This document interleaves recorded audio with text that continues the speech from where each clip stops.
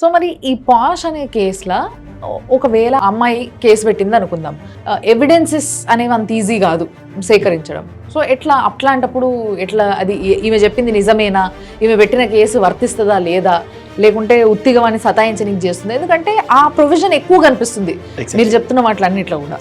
So ఎట్లా మరి? But యాక్ట్లో రిడ్రెసల్ ప్రాసెస్ పర్ఫెక్ట్గా డిఫైన్ చేశారు. యూజువల్ ఇక్కడ ఏమంటామంటే as per the act aggrieved women అంటారు.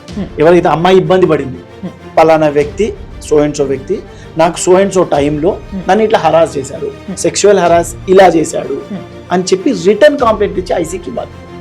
ఇంటర్నల్ కమిటీ 1 వీక్ లోపల ఎవరైతే రెస్పాండెంట్ ఉంటాడో అతనికి ఈమె కంప్లైంట్ ని పంపిస్తాం. పంపించేసి అతన్ని ఎక్స్ప్లెనేషన్ అడుగుతారు. It's an organization all together.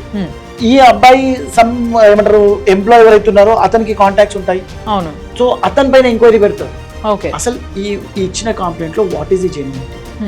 ఈ అమ్మాయి కూడా ఈ అమ్మాయి బ్యాక్గ్రౌండ్ చూస్తారు, జెన్యూన్ కేసా కాదా, జెన్యూన్ గా చెప్తుందా లేదా. సో సమ్ ప్లేసెస్ లో అట్లీస్ట్ సీసీ కెమెరాస్ ఉంటాయి, దెర్ ఇస్ ఎ ఛాన్స్.